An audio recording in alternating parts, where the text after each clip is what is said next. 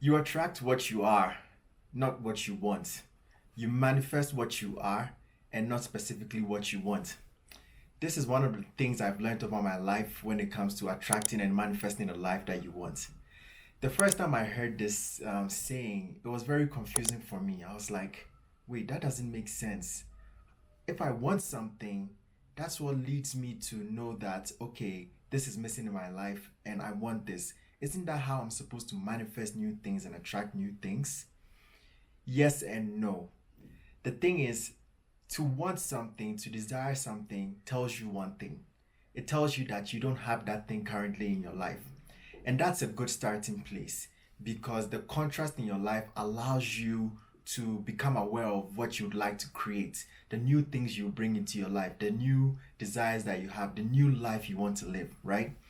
However, you cannot stay in this want vibration or want frequency in order to manifest that specific thing that you want, that new life that you want, the new things that you want into your life.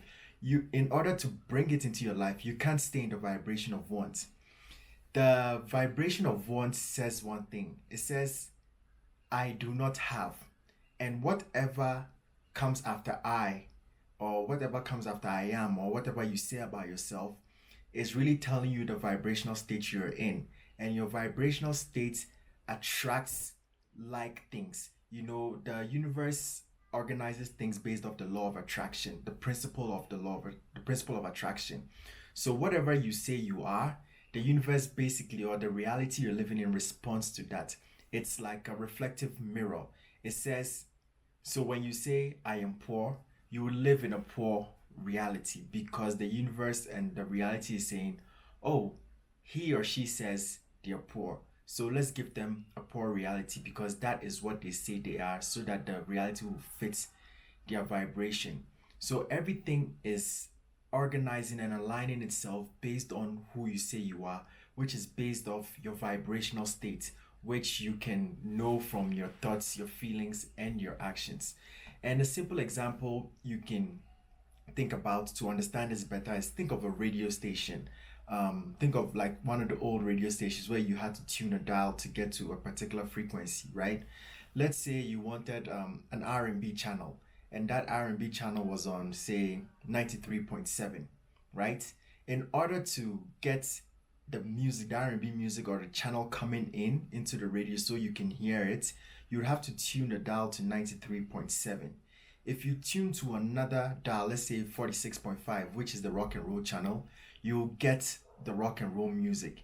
You cannot tune into the R&B channel 93.7 and hear the rock and roll music. It doesn't work that way because that particular music is being transmitted on its particular channel, on its particular frequency. In the same way, we as human beings are tuned to particular frequencies, and our frequencies show up in our thoughts, our feelings, and our actions. So you let's take a step away from the radio example and just think of a TV, for example. Let's say you want to watch CNN, you want to watch the news, and CNN is on channel 6. And in contrast, there's a sports channel, maybe ESPN, that's on channel 3. You cannot expect to put your TV to channel 3 and see CNN show up. It doesn't work that way. Channel 3 is the sports channel, ESPN, and channel 6 is the CNN, the news channel. So in order for you to play CNN, you have to switch to that particular channel, which is being transmitted on a particular frequency, a unique frequency that's tied to that. Same way with our cell phones. If you want to call me, you have to punch in my cell phone number. The cell phone number is a digit that is just telling you that this is the particular frequency that Duke's phone is on. And if you want to reach Duke, you dial this particular number. If you dial another number, even if you change one of the digits, it's not going to come to me because it's being transmitted on a different frequency.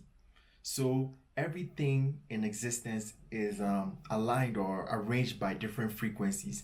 In the same way, the reality we're experiencing, be it a happy reality, a sad reality, rich reality, poor reality, they are all depictions of different frequencies. So rich people are existing in a rich vibrational state. Wealthy people are existing in a wealthy vibrational state. So let's say we could put a numeric value to that and call that, say, 55.55, right? So that 55.55 is defining numerically the vibrational state which we may call rich or wealthy. And perhaps in contrast, a person who feels poor or is experiencing a non-wealthy or poor state of reality or poor experience may be on a frequency that may be 23.2. So in order for the poor person to experience a rich or wealthy lifestyle, they would have to change the frequency they're on. They would have to change from the 22.3 or whichever example I used to the 55.55 without changing the frequency, without shifting their state of consciousness, without shifting their vibration and their vibrational signature and their frequency. They will continue to experience the same reality, which is the poor reality, which is the poor world. In the same way, for a rich person to live their reality, they would have to change their frequency, and the reality will mold itself to fit the new frequency that they're on. So reality is basically responding to us. The TVs and the radios and telephones are mimicking reality. They're mimicking how we work. We as human beings are transducers, and we have our consciousness to have the ability to have awareness to say that, okay, I can realize that I'm in this state. I feel unworthy. Well, if you feel unworthy, then everything around you will just keep reinforcing and that's identity and keep showing you that you're unworthy. So everywhere you go, the people you meet will reinforce that. The thoughts you have will reinforce that. The feelings you're going to feel will reinforce that. And the actions you take will reinforce that unworthiness which you feel about yourself. Because there's one energy, right? And the beliefs we have sort of filter that energy and allows us to have certain thoughts and feelings. So if I feel unworthy, if I feel poor, it's like I'm tuning my belief system or my filter to a particular frequency, and any energy that flows through me will make me see the world that way, and it will make me act that way, and the world will respond accordingly. The world will say, hey, Duke says he's unworthy, so give him some more unworthiness. This is how reality serves us. We are creators, and reality is actually serving us. We are God in manifested in human form. So we are here to create the reality that we want. We're here to manifest new lives. We're here to create the unseen. And that is why it begins with the feeling of wanting, because you will experience something in your life and will say, I actually don't want to experience this. I want to experience something other. I want to experience something more. Because your current experience allows you that contrast for you to imagine something new. And that imagination of something new is what creates the new. But like I said, you can't stay in the wanting state, because the wanting state just says, I don't have. What you want to do is use the wanting state to become aware of what you don't have, and now use that as information so you can know how to vibrate, you can know how to tune your frequency into the future self or that you envision for yourself. So let's say you are an artist and you want to be a successful one. You have to begin to see yourself as a successful artist. You have to begin to believe that you are that, and you have to even move beyond belief into knowing. I feel like there's different ways of steps to this, because you may start off by believing, and you may get some evidence that tells you that, wow, I can actually be that. I can actually be that. And then you begin to trust reality. You begin to have faith. But the most important thing is to be able to get into knowing that reality that you imagine exists, because all realities exist in the infinite plane, in the infinite field of space-time reality. And all you have to do as a person is to shift your vibration into that particular frequency of that future self that you imagine. Practice it. And beyond just imagining it, embody it. It seems it seems like counterintuitive because it's like, how can I imagine myself as this future person when I am here now? Well, that is the magic of creation. That is what we are here to learn to do.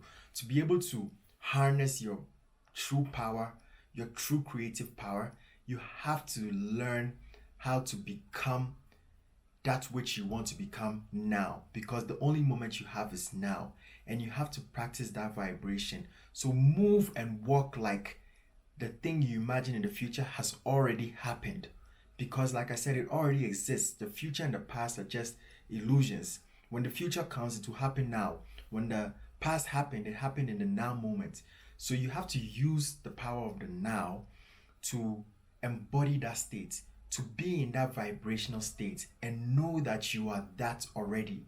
And once you know that you are that, reality will say, hey, this person says this is who they are now. So we have to realign and reshape ourselves, reshape reality to fit his or her new vibrational state, to fit his or her new reality. Reality will always mimic what you say you are. It's not the other way around. We've been taught to believe that we have to realign ourselves to reality, and I feel that is part of the program that keeps us in the matrix. But this thing I'm sharing with you is learning how to take control of your life and um, take control of your superpower that has been granted to you as a creative being. I have learned this over the course of my life through my journey, and I'm here to share this with you. It takes some time to get used to it because we live in a time based reality where there's time lag, because the reality is vibrating at a particular state that is much slower, so it needs some time to shift for your new world to come. With the example I use with the TV, if you switch the channel, it moves immediately from one channel to the other almost instantly.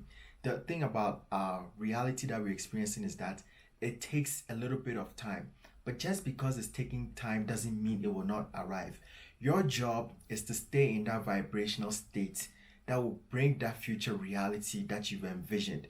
The beginning is the imagination, and the next stage is the embodiment. So it's almost like if you had a remote control that in order to switch to the other channel, you have to hold on to it so that it takes time to move. That is how the reality is working.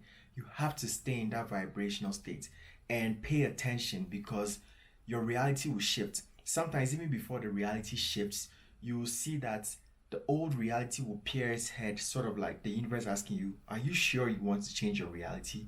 Are you sure this is who you are? It may bring up some challenges just to see who you say you are, so that it can switch the channel into your new world. But it's all about becoming that future version now. It's almost like you knowing there's a movie about to show, and so you get your popcorn and everything ready, and then you go sit behind the TV, switch the channel in joyful expectation that everything is gonna change and the movie is gonna play. It's the same way with your life. Expect your future reality with joyful expectation, but at the same time, do not hold on to how you think it will play out, because reality will take the path of least resistance and it will surprise you in a way that you probably didn't imagine. Your job is to stay in that vibrational state, is to stay in that frequency of knowing, is to stay in that frequency of conviction that this version of myself, which I saw, which I wanted to manifest, I am that now already, and reality will just catch up to me. So, this is how you create the reality you want. This is how you attract your new life. This is how you manifest. You manifest by becoming that which you envision now, and you stay in that vibration and you embody it irrespective of what's happening around you. If you feel like you're a rich person or you're a wealthy person and you have only $10 in your pocket, feel like that $10 is $1,000. Feel like that $10 is $100, and feel like there's more even coming to you. Walk around with that confidence, walk around with that conviction, and reality will respond and say, I hear you.